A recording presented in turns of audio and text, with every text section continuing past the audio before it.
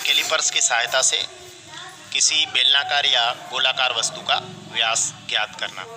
तो इस तरीके से ये वर्नियर कैलिपर्स होता है और ये चित्र भी आप कॉपी में बना सकते हैं।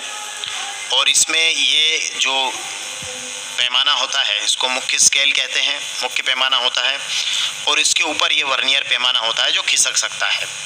इसके जबड़ों के बीच में हम इस तरीके से एक बेलनाकार वस्तु को रखते हैं और उसके बाद उस वस्तु का हम बाह्य व्यास इसकी मदद से निकालते हैं। आज का हमारा प्रयोग ये है। तो चलिए वर्नियर कैलिपर्स लीजिए और एक बेलनाकार वस्तु, और हम इस प्रयोग को करके देखते हैं और साथ में हम इसकी रीडिंग को भी लिखेंगे। और फेयर कॉपी में जो हमारी प्रैक्टिकल डायरी है उसमें भी हम प्रैक्टिकल कैसे लिखेंगे ये पूरा हम इसको देख लेते हैं।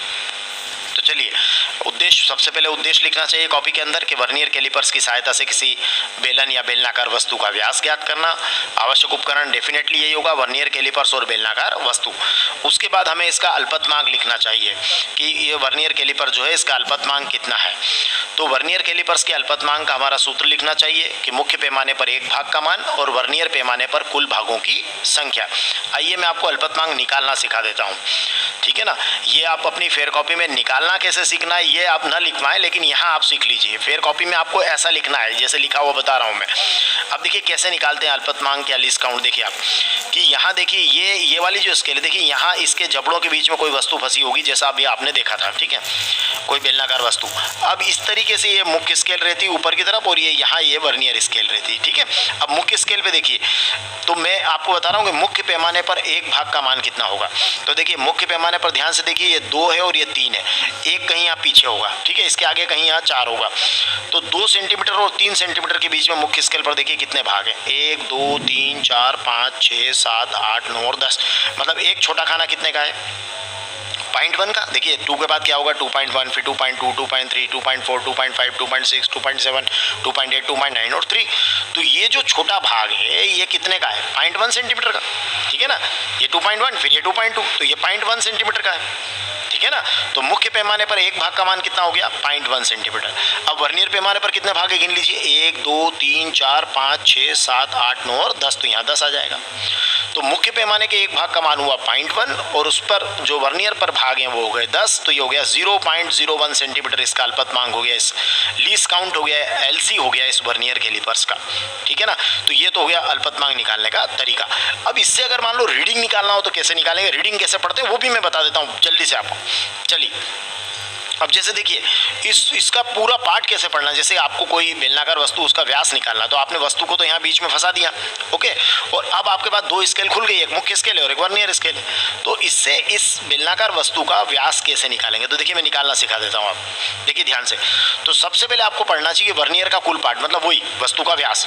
तो पहले आपको मुख्य स्केल का पार्ट देखना चाहिए कि मुख्य स्केल का पार्ट कितना। देखिए मुख्य स्केल का पार्ट देखिए, फिर उसमें वर्नियर स्केल पर भागों की संख्या लिखकर अल्पतमांक का गुणा कर दीजिए तो आपका कुल पार्ट आ जाएगा। तो पहले मुख्य स्केल का पार्ट देखिए, तो ये 2 है, ये 3 है, ये 2.5 है, ये 1.5 है, ये यहाँ 1.5 को देख लीजिए, ठीक है ना। तो देखिए ये जो वर्नियर स्केल का जो 0 है नीचे वाला, यहाँ देखिए 0, ये मुख्य स्केल के 1.5 से आगे है। तो मुख्य स्केल का पार्ट हो जाएगा 1.5, 1.6 तो हो नहीं सकता क्योंकि ये 0 इसके पीछे है। तो मुख्य स्केल का पार्ट हो गया 1.5, ठीक है। तो ये देखिए मुख्य स्केल का पार्ट 1.5 हो गया, प्लस वर्नियर पर भागों की संख्या कितनी देखिए। तो ये देखिए कि वर्नियर की कौन सी लाइन मुख्य स्केल की लाइन के बिल्कुल सीध में। तो देखिए एक पहली नहीं है, थोड़ा सीध में नहीं है, ये थोड़ा और सीध में आती जा रही है, और 5वीं लाइन एक दूसरे के बिल्कुल सीध में आ गई है। तो जो देखिए ये वाली लाइन और ये वाली लाइन अगर एक सीध में आ गई तो हम कहेंगे कि ये आपका वर्नियर स्केल पर भागों की संख्या है। तो कौन सा भाग मिल रहा है, 5वां भाग मिल रहा है। तो ये 5 और 5 में आपने गुणा किया अल्पतमांक का 0.01 का, तो हो गया 0.05, ठीक है। और इसकी रीडिंग कितनी थी मुख्य स्केल की, 1.5, तो 1.5 में 0.05 जोड़ा तो ये होगा 1.55 सेंटीमीटर। इस तरीके से आपको रीडिंग निकालना चाहिए, ठीक है। लीस्ट काउंट कैसे निकालते हैं, रीडिंग कैसे निकालते हैं आप समझ गए। इसको, इस हिस्से को आप कॉपी में नहीं लिखना है, ठीक है। अब कॉपी में कितना लिखना है देखिए, अब अभी अपन देख लेते हैं कॉपी में कितना लिखना है। तो कॉपी में अभी तक केवल इतना लिखना है आपको, ठीक है ना। मतलब आपको उद्देश्य लिखना है, आवश्यक उपकरण लिखना है और वर्नियर कैलिपर्स का अल्पतमांक लिखना है। चलिए अब आगे बढ़ जाते हैं। अब बेलन के व्यास के लिए हम प्रेक्षण लेना स्टार्ट करते हैं। ठीक है, तो बेलन के व्यास के लिए प्रेक्षण लेंगे तो सबसे पहले आपको लिखना चाहिए शून्यांक त्रुटि।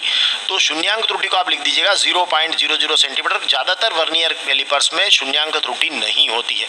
मतलब उसमें क्या होता है, देखिए मैं यहाँ समझाता हूँ कि शून्यांक त्रुटि कहाँ नहीं हो रही। देखिए यह वर्नियर कैलिपर्स आपने लिया और इसके जो जबड़े हैं इनको मिला दीजिए। ठीक है, तो जब आप इनके जबड़ों को मिला देते हैं इस तरीके से नीचे, और यहाँ देखिए ऊपर भी मिलाया इनको, तो मिलाने के बाद आपने देखा कि जैसे ही आप इन जबड़ों को मिलाते हैं, ठीक है, ए बी को आपने इस तरह मिला दिया, तो आप देखते हैं कि मुख्य स्केल का 0 और वर्नियर का 0 बिल्कुल आमने सामने आ जाता है। जब ये आमने सामने होता है तो कोई त्रुटि नहीं होती है, नो एरर।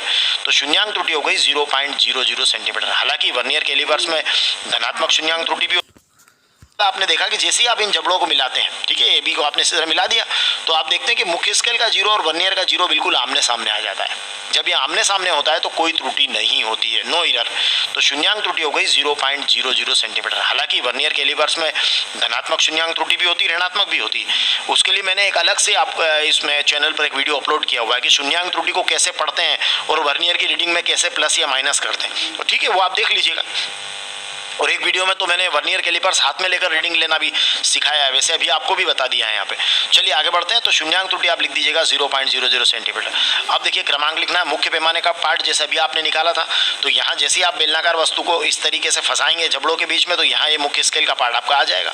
तो ये 2.2 से आगे आएगा मुख्य स्केल का, तो ये हो जाएगा 2.2 मुख्य पैमाने का पार्ट। अब वर्नियर पर खानों की संख्या जब आप गिनेंगे तो इसका व्यास क्या होगा कि देखिए थोड़ा सा कभी इसको अलग अलग जगह से आप जैसे खिसका कर थोड़ा आगे पीछे कर लेंगे तो आप देखेंगे कि वर्नियर पर जो भागों की संख्या है वो थोड़ी बदलती, कभी 4, कभी 3, कभी 5 आती है। और वर्नियर पर भागों की संख्या में किसका गुणा करते हैं हम? अल्पतमांक का। तो 4 में अल्पतमांक का गुणा, यहाँ 3 में, यहाँ 5 में, तो ये आ जाएगा 0.04, यहाँ आएगा 0.03, यहाँ आएगा 0.05। ओके, तो ये हो गया वर्नियर पैमाने का पार्ट। तो मुख्य पैमाने के पार्ट को कहिएगा ए, वर्नियर पर भागों की संख्या को कहिएगा n। और जब वर्नियर का पार्ट निकालेंगे तो n में अल्पतमांक का गुणा करेंगे, तो n में अल्पतमांक का गुणा कर दिया। अब आप a और b को जोड़ लीजिए, ये आपके बेलन का व्यास आ जाएगा। तो ठीक है, बेलन का व्यास क्या हुआ देखिए 2.2, और ये 0.04 को जोड़ दीजिए, ये हो गया 2.24, यहाँ हो जाएगा 2.23, यहाँ हो जाएगा 2.25। और जब आप इसका बेलन का माध्य व्यास लेना जाएंगे तो ये हो जाएगा, इन तीनों को जोड़ दीजिए, 2.24 प्लस 2.23 प्लस 2.25/3, तो ये हो जाएगा 6.72/3, ये हो जाएगा 2.24 सेंटीमीटर।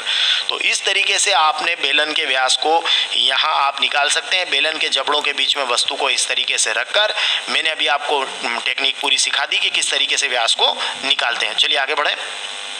तो ये वाला भी आप मत बनाइएगा, इस चित्र को बनाने की आपको आवश्यकता नहीं है। चलिए आगे बढ़ें। तो अब मैंने कहा था कि केवल चित्र के नाम पर सिर्फ आप ये बनाइएगा एक, है ना। और ये जो है 2.24 सेंटीमीटर आपका आई गया, तो आपको 5वें पॉइंट परिणाम लिखना चाहिए। और 6ठे नंबर पर आपको लिखना चाहिए सावधानियां कि जो भी आप बेलनाकार वस्तु ले रहे हैं वो वर्नियर कैलिपर्स के जबड़ों के बीच बहुत कसकर भी नहीं रखना और बहुत ढीला भी नहीं रखना कि वो गिर जाए, और इतना भी नहीं कसना है कि उसके स्क्रू जो है वो स्लिप होने लगे। और जब भी हम रीडिंग लें तो हमारी दृष्टि जो है पैमाने पर बिल्कुल क्या होना चाहिए, लंबवत होना चाहिए। ठीक है, ये हमें विशेष रूप से ध्यान रखना है। तो चलिए आप ये प्रैक्टिकल लिखिए फिर, और साथ में 2 वीडियो वो भी देख लीजिएगा कि किस तरीके से मैंने अपने हाथ में वर्नियर कैलिपर्स को लेकर रीडिंग निकाला हुआ है। हमारे चैनल पर